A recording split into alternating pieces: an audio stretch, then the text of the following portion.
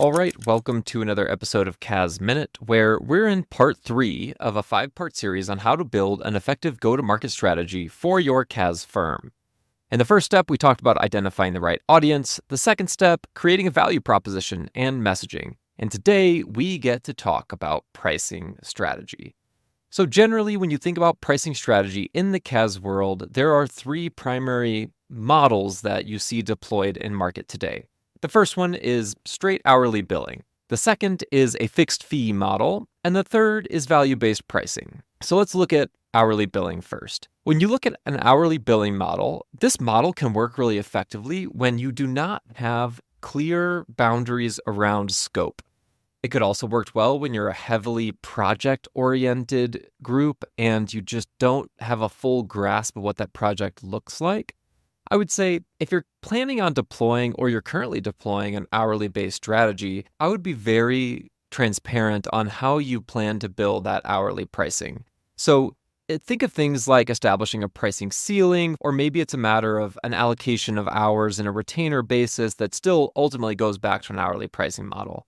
There can be situations where it does work. This is how firms have operated in legacy businesses for a very long time. But ultimately, I question the ability for hourly billing to create the right incentivization for your team, and then ultimately alignment with the client on variability for pricing on a month-to-month basis for work that is heavily redundant. So for traditional CAS practices, hourly billing, in my opinion, is probably not the best place for more traditional CAS work when you think about outsourced accounting services. It can certainly make sense on the project-based, maybe more advisory or undefined scope type situations. The second situation we see often is fixed fee pricing.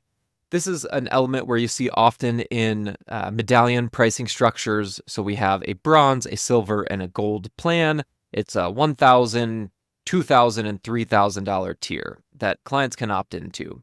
If you're going to deploy a fixed fee model, I believe this can work really well when you have a very narrow niche, when you have a high degree of repeatability and a very narrow scope of the size, the stage of companies that you work with, and ideally in the same industry.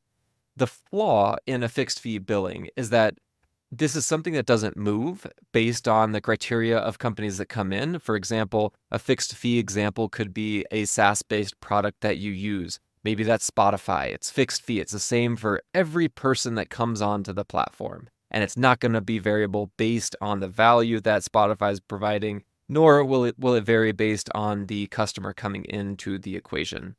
So this fixed fee model, I think, is really interesting from the standpoint that you are forced into creating heavy degrees of operational efficacy in order to manage effectively.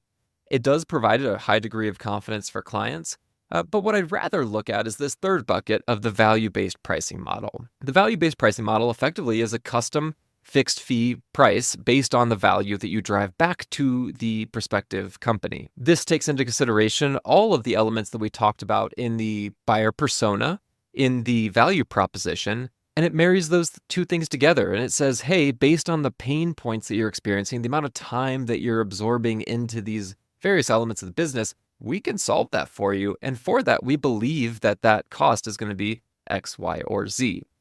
By going that level deeper in a value-based pricing model, you still provide the comfortability of a fixed cost on a month-to-month basis.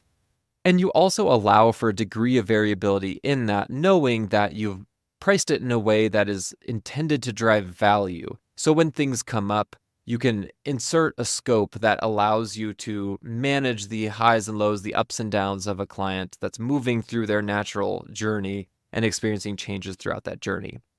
There are many ways to craft a value-based pricing approach. I would certainly recommend a calculator internally to understand where the heaviest elements of time and or cost going into to then come back to where you need to have a starting point for your value-based model. But ultimately, you just want to ensure alignment there for your client, that they can come back and say, hey, we believe that based on what we're paying to receive this service, we're receiving a higher dollar in value relative to what we're paying. So of those 3 pricing approaches, I would certainly recommend value, but there are scenarios in which fixed or hourly could work as well. But those are 3 models that we see most often in the CAS space. Next episode, we're going to be talking about deciding on your sales strategy. Till next time.